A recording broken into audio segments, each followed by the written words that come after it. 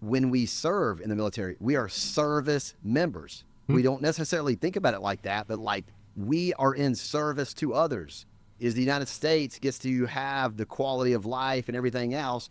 And so to me, when an individual leaves active duty, it is so critical. You have to latch on to purpose. And so we've already mentioned Home Depot. Like you literally can attach purpose to Home Depot if you choose to, because what is the point of Home Depot or Lowe's or Ace Hardware?